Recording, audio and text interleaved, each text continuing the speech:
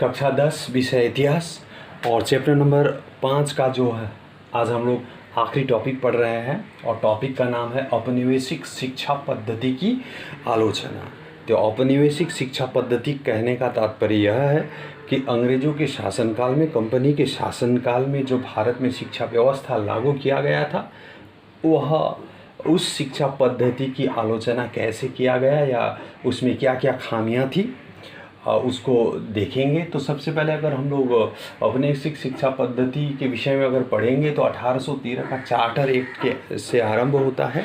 1813 का charter act के अनुसार से पहली बार कंपनी ने भारत में शिक्षा के प्रसार के लिए 1 लाख रुपए खर्च करने का निर्णय लिया था, लेकिन अगले 20 वर्ष तक किसी प्रकार का कोई कंपनी निर्णय नहीं ले पाई थी कि किस प्रकार की शिक्षा भारत में चलाया जाए।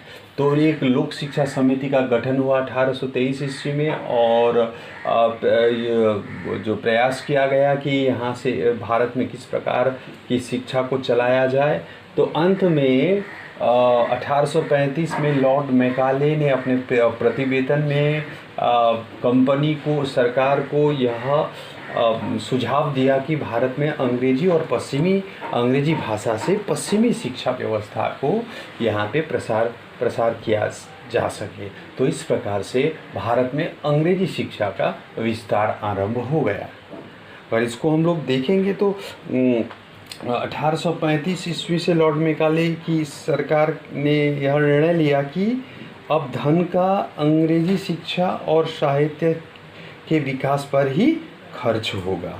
तो इसका उद्देश्य क्या था, यहाँ पे मैंने लिखा है प्रशासनिक सहायता के लिए भारत में अंग्रेजी पढ़े लिखे वर्ग को पैदा करना इसका प्रमुख उद्देश्य था। भारत में एक ऐसे अंग्रेजी पढ़े लिखे वर्ग को पैदा करना था जो रक्त और रंग से भारतीय हो, परंतु अपनी प्रवृत्ति, विचार, नैतिक मानदंडों तथा बुद्धि से क्या हो, अंग्रेज हो। और दूसरा, ईसाई धर्म का प्रसार करना चाहते थे। तो अंग्रेज़ों ने भारत में शिक्षा के प्रसार के लिए जिस नीति को चलाया उसे कहते हैं बी प्रवेशन का सिद्धांत। यह क्या सिद्धांत है, जिसे इनफिल्ट्रेशन थ्योरी भी कहते हैं। इसके हिसाब से यदि उच्च वर्ग के लोगों को शिक्षित कर दिया जाए तो वे लोग मध्यम वर्ग को शिक्षित करेंगे और अधिक लोगों को शिक्षित करेंगे, फिर ये शिक्षित लोग फिर क्या करेंगे, निम्न लोग को शिक्षित करेंगे। तो ये इस पद्धति से अंग्रेज़ों ने भारत में शिक्षा व्यवस्था का सूत्रपात किया था। लेकिन अंग्रेज़ों की इस शिक्षा व्यवस्था में बहुत सारी खामियां थी। तो 1 नंबर खामियां क्या था, शिक्षा प्रसार केवल उच्च वर्ग तक सीमित था। ये शिक्षा केवल एक वर्ग के लिए था। अंग्रेज़ों के द्वारा जो अपनाई गई शिक्षा व्यवस्था थी, चलाई गई जो शिक्षा व्यवस्था थी, केवल उच्च वर्ग के लोगों तक ही सीमित रहा। जनसाधारण में इसकी उपेक्षा की गई, यानी कि जनसाधारण को शिक्षा देने के विषय में कंपनी ने नहीं सोचा। उसके बाद भारतीय भाषाओं की उपेक्षा, केवल अंग्रेजी भाषा को यहाँ पे प्राथमिकता दी गई, भारतीय भाषाओं की यहाँ पे उपेक्षा की गई, मातृभाषा की यहाँ पे उपेक्षा की गई थी। तीसरा नंबर, नैतिक शिक्षा का अभाव। भारत का शिक्षा का आधार ही आरंभ से नैतिक और आध्यात्म था, लेकिन इन दोनों की यहाँ पे क्या की गई थी, उपेक्षा की गई थी। और 5 नंबर, शिक्षित वर्ग और जनसाधारण वर्ग के मध्य दूरी पैदा किया था इसने। जो शिक्षित वर्ग आए वे अपने आप को अलग मानने लगे, जनसाधारण वर्ग और उनमें एक प्रकार से दोनों के बीच में खाई जो है बन गया था, तैयार हो गया था। इसके बाद 6वां नंबर में देखेंगे तकनीकी शिक्षा की उपेक्षा। तो अंग्रेजी या औपनिवेशिक शासन में क्या था, तकनीकी शिक्षा की यहाँ पे उपेक्षा की गई थी। तो इस प्रकार से देखेंगे कि औपनिवेशिक शिक्षा पद्धति की बहुत सारी खामियां थी और यहाँ पे अधिक केवल अनुशासन पर जोर दिया जाता था। विद्यार्थियों में फेल होने का अधिक से अधिक भय था। कक्षा के भीतर तो पढ़ाई जो है केवल कक्षा तक ही सीमित थी। तो इस प्रकार से जब भारतीय मनीषियों ने देखा, उनको लगा कि ये शिक्षा पद्धति में सुधार करना चाहिए। तो इस प्रकार से एक यहाँ पे हमारे पाठ के अंतर्गत एक टॉपिक है और रविंद्रनाथ टैगोर का यहाँ पे नाम उल्लेख है। तो उन्होंने अपने ही ढंग से एक बोलेंगे कि औपनिवेशिक सरकार के समानांतर या उनके साइड बाय साइड उन्होंने क्या किया, अपना ही एक स्कूल खोला। बाद में वह स्कूल विश्वविद्यालय में परिणत हो गया। तो इस प्रकार से देखेंगे कि किस प्रकार से उन्होंने वहाँ पे शिक्षा व्यवस्था की। तो रविंद्रनाथ स्वयं भी कई बार औपनिवेशिक शिक्षा व्यवस्था की उन्होंने आलोचना की थी। बहुत बार उन्होंने कहा था कि ये शिक्षा पद्धति अच्छी नहीं है।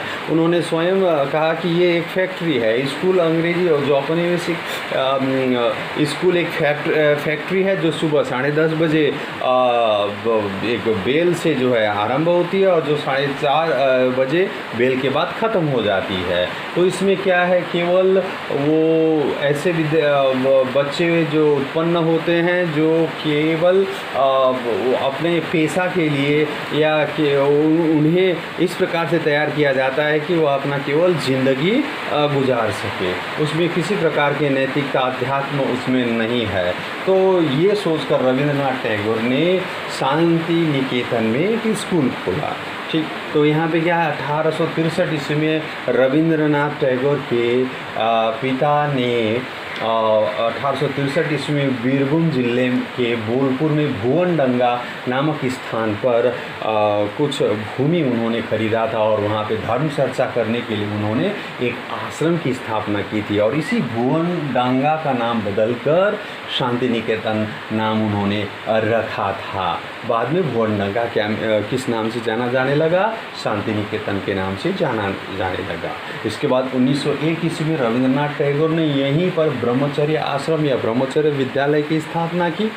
5 विद्यार्थियों को लेकर इन्होंने स्कूल चलाया। यहाँ पे प्राथमिक और सेकेंडरी दोनों प्रकार की शिक्षा यहाँ पे दी जाती थी। गुरुकुल पद्धति का यहाँ पे अनुसरण किया जाता था और प्रकृति के सानिध्य में रहकर आकाश के नीचे, खुले गगन के नीचे बच्चों को यहाँ पे पढ़ाया जाता था। तो इस प्रकार से आगे चलकर रविंद्रनाथ टैगोर में के मस्तिष्क में फिर से उच्च शिक्षा के लिए एक विश्वविद्यालय बनाने का उन्होंने सोचा। 1919 से ही उनके दिमाग पर ये चल रहा था और 1921 ईस्वी में उन्होंने विश्व भारती नामक विश्वविद्यालय की इन्होंने स्थापना की और यही विश्वविद्यालय स्वतंत्रता प्राप्ति के पश्चात 1951 ईस्वी में केंद्रीय विश्वविद्यालय के रूप में परिणत हो गया। तो अगर पूरा रूप से देखेंगे तो रविंद्रनाथ टैगोर के द्वारा जो संचालित स्कूल या शिक्षा व्यवस्था, इस शिक्षण प्रतिष्ठान में किस प्रकार की शिक्षा व्यवस्था प्रचलित थी, तो यहाँ पे कुछ एक पॉइंट है। उनका विशेषता क्या था, तो पूर्व और पश्चिम का समन्वय। टैगोर की शिक्षा प्रणाली में पूर्व और पश्चिमी ज्ञान में अनूठा समन्वय दिखाई देता था। उनका मानना था कि भारतीय दर्शन की अध्यात्म चेतना और पश्चिमी जगत की प्रगतिशील दृष्टिकोण के आपसी संयोग से ही भारत में आधुनिक ज्ञान का विकास हो सकता है। तो यहाँ पे पूर्व और पश्चिम दोनों दर्शन का समन्वय दिखाई देता है। प्राकृतिक वातावरण में 2 नंबर पॉइंट, प्राकृतिक वातावरण में प्राकृतिक विकास। तो टैगोर मानते थे कि प्रकृति मनुष्य का सबसे सुंदर शिक्षक है।